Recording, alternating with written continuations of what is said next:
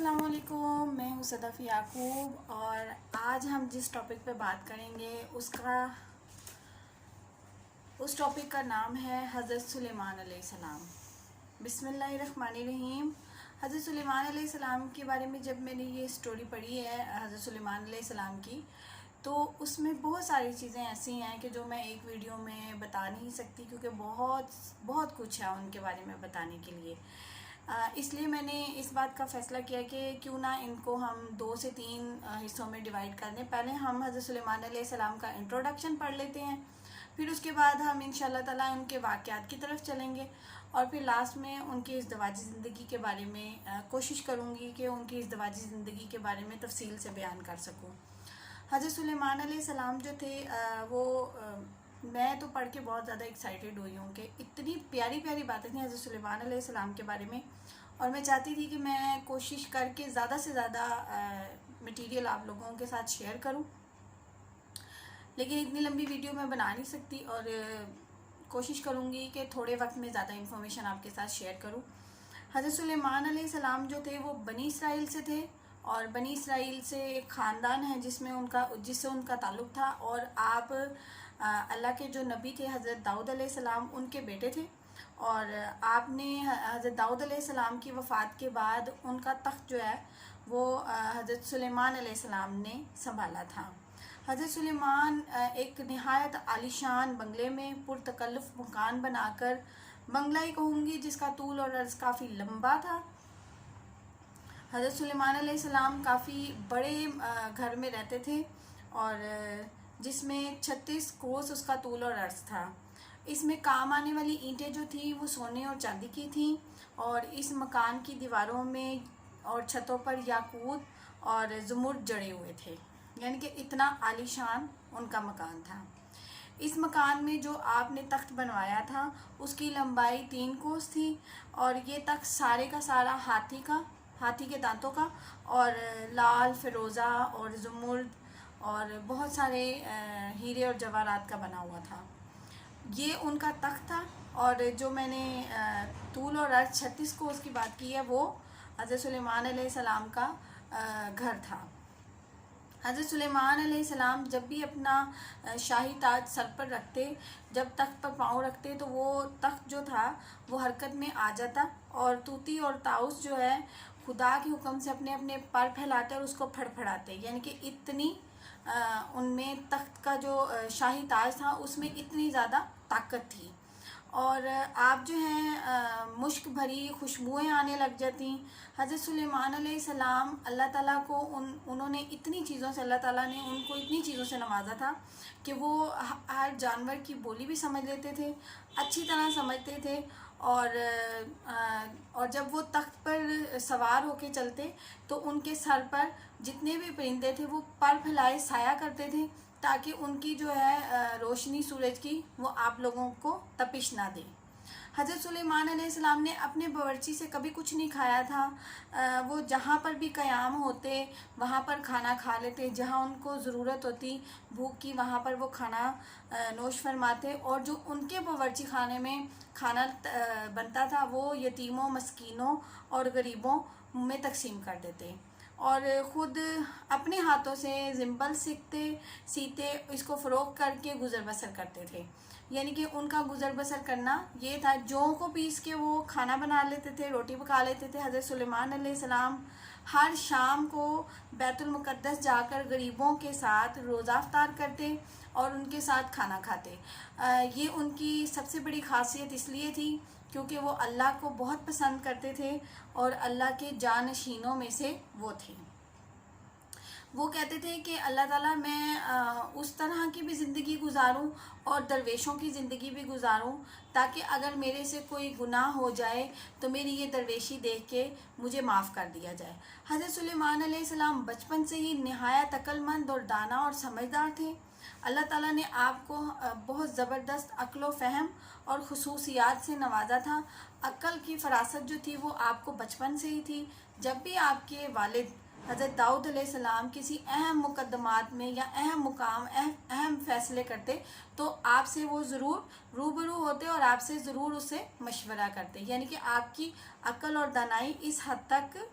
وسیع تھی۔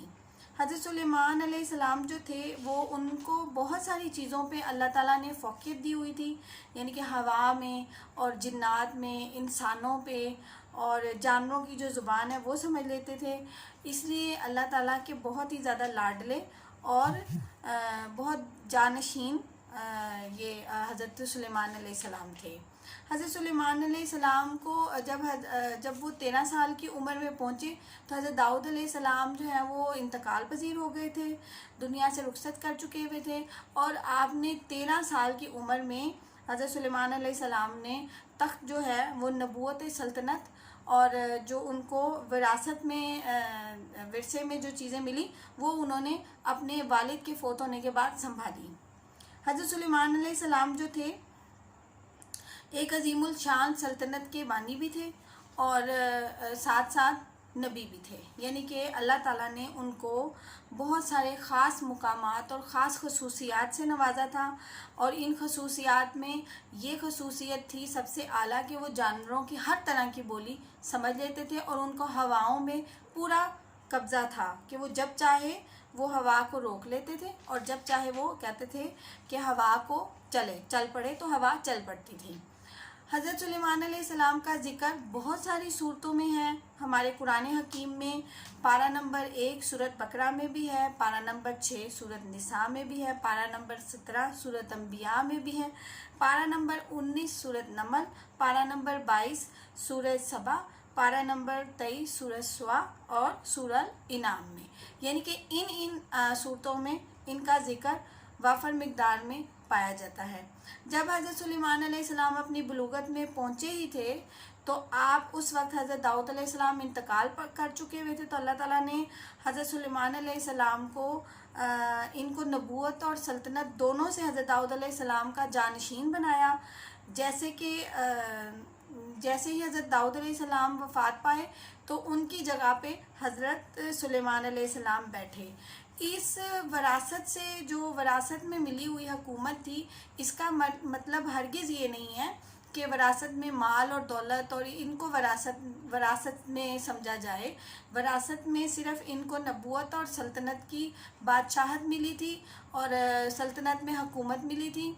کیونکہ وراثت سے مراد حضرت داؤد علیہ السلام کی بہت ساری اولادیں تھیں، تو اس کا مطلب یہ نہ لیا جائے کہ وہ وراثت سے محروم رہی تھیں۔ وراثت صرف وراثت حکومت اور نبوت جو کہ ورثے میں ملی تھی۔ جب ایک نبی کے جتنے بھی بیٹے ہوں ان میں سے کسی ایک دو کو نبوت سے نوازا جاتا ہے۔ تو اسی طرح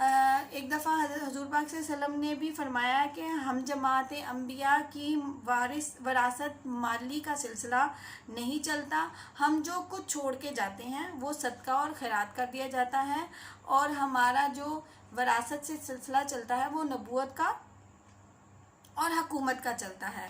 اسی لیے حضرت سلیمان علیہ السلام کو وراثت میں حکومت بھی ملی اور نبوت بھی ملی۔ حضرت سلیمان علیہ السلام کے بہت سارے واقعات اس طرح ہیں کہ ان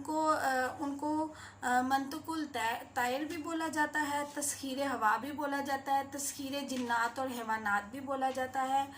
اور ان کو تخت نشین بھی بولا جاتا ہے۔ جو حضرت سلیمان علیہ السلام تھے ان کو خصوصی امتیاز تھا ہوا میں، اللہ تعالیٰ نے ہوا کو ان کے حق میں کیا ہوا تھا اور ہوا ان کے تابع تھی۔ جب وہ اپنے تخت پہ بیٹھ کے ہوا میں سفر کرتے تھے تو ہوا جو ہے وہ ٹھہر جاتی تھی، اور کئی ہزار لوگوں کو لے کر حضرت سلیمان علیہ السلام جو ہے اپنے تخت پر روانہ ہوتے تھے، اور کئی ہزار لوگ جو ہیں اس پہ سفر کرتے تھے۔ اور جب بھی حضرت سلیمان علیہ السلام اپنے تخت پر بیٹھ کے سفر کرتے تھے تو ان کی گردن ہمیشہ جھکی رہتی اور اللہ کے ذکر میں مشغول رہتے تھے، ایون کہ وہ دائیں بائیں نہیں دیکھتے تھے۔ اسی طرح سورۃ سعد میں ہے کہ اور سلیمان کے لیے مسخر کر دیا ہوا کو کہ صبح کو 1 مہینے کی مسافت طے کراتی اور شام کو 1 مہینے کی مسافت۔ اور سورۃ سوا میں ہے کہ ہم نے اس سلیمان کے لیے ہوا کو کہ چلتی ہے وہ اس کے حکم سے نرمی کے ساتھ جہاں وہ پہنچتا ہے، یعنی کہ حضرت سلیمان علیہ السلام کا جو تخت تھا وہ آج کل کے جہازوں کی رفتار سے بھی زیادہ تیز تھا، تو اس لیے وہ جو 1 مہینے کی مسافت تھی وہ دن میں کر لیتے اور اگلے مہینے کی مسافت جو ہے وہ شام کو کر لیتے۔ اتنی تیز روانگی تھی کہ 1 مہینے کی جو مسافت تھی وہ جہاز کی طرح ہوا میں کر لیتے تھے۔ تذکیر جنات اور حیوانات۔ حضرت سلیمان علیہ السلام کو حکومت کا ایک اور بڑا امتیاز تھا جو کائنات میں کسی اور کو نصیب نہیں ہوا، اور حضرت سلیمان علیہ السلام نے اپنے لیے یہ دعا مانگی تھی کہ میں نبی ہوں، مجھے ایسی خصوصیات سے نوازا جائے جو اے میرے اللہ کسی کو پہلے نہ دی گئی ہوں اور آنے والے نبیوں میں سے بھی کسی کو نہ ملے۔ تو اس لیے یہ دعا اللہ تعالیٰ نے حضرت سلیمان علیہ السلام کی پوری کی، اور حضرت سلیمان علیہ السلام کو اس طرح کی خصوصیات سے نوازا کہ ان کو بہت ساری چیزوں پہ قابض کر دیا، وہ ان کے قبضے میں تھی چیزیں، وہ جیسے چاہے ان کو استعمال کر لیتے۔ اسی طرح تسخیر و جنات اور حیوانات میں بھی یہی واقعہ ہے کہ حضرت سلیمان علیہ السلام کی حکومت کا ایک بہت بڑا امتیاز جو کائنات میں کسی اور کو نصیب نہیں ہوا تھا، اس کے زیر نگین صرف انسان ہی نہیں تھے بلکہ جنات بھی آپ کے تابع فرمان تھے۔ یہ سب حضرت سلیمان علیہ السلام کے حاکمانہ اقتدار کے تابع اور وزیر حکم تھے۔ غرض حضرت سلیمان علیہ السلام کو اللہ تعالیٰ نے یہ بے مثل شرف عطا فرمایا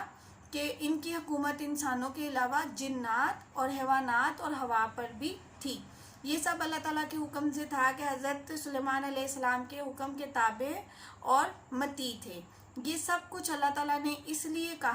کیا کہ ایک مرتبہ حضرت سلیمان علیہ السلام نے بارگاہ الہی میں یہ دعا کی تھی کہ اے میرے پروردگار مجھ کو بخش دے اور میرے لیے اپنی ایسی حکومت عطا فرما جو میرے بعد کسی کو بھی میسر نہ ہوگی، تو بے شک تو بہت دینے والا ہے۔ اللہ تعالیٰ ہر چیز پہ قدرت رکھتا ہے۔ اللہ تعالیٰ نے انسان کو اتنی طاقت دی جو کہ جس کو بھی چاہے اللہ تعالیٰ عطا کر دے، جس طرح کے حضرت سلیمان علیہ السلام کو اللہ تعالیٰ نے عطا کیا تھا۔ حضرت سلیمان علیہ السلام جو ہے جنات سے بہت بھاری بھاری کام لیتے تھے، وہ کام جو انسان نہیں کر سکتے تھے، وہ کام جو یعنی کہ انسانوں سے کرنا ناممکن تھا، وہ کام حضرت سلیمان علیہ السلام نے جنات سے لیا تھا۔ جو مسجد انہوں نے بیت المقدس پہلی مسجد جو انہوں نے قائم کی تھی، تو ان کے لیے جو پتھر اور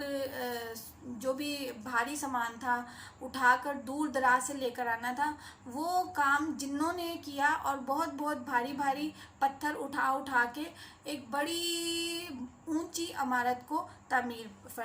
کیا، اور وہ آج تک عمارت اتنی حیران کن ہے کہ لوگ دیکھ کر حیران رہتے ہیں کہ وہ عمارت کس طرح تعمیر کی گئی تھی۔ آج کل کے جو ٹرک اور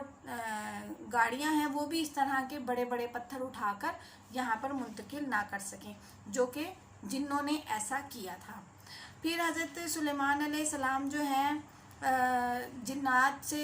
بیت المقدس تعمیر کروایا، جبکہ ایک روایت میں حضرت سلیمان علیہ السلام کے زمانے میں ہوئی گئی تعمیرات جو ہیں وہ کافی عجیب و غریب تھیں۔ تو ایک مرتبہ حضرت ابو ذر غفاری نے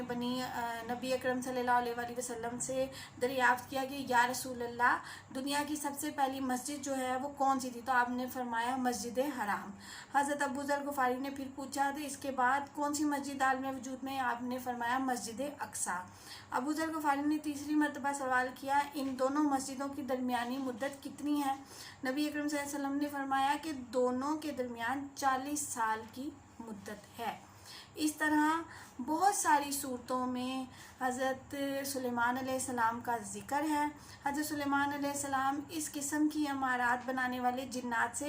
جو چاہتے تعمیر کراتے، غوطہ لگانے والی درجنوں جنوں کے ذریعے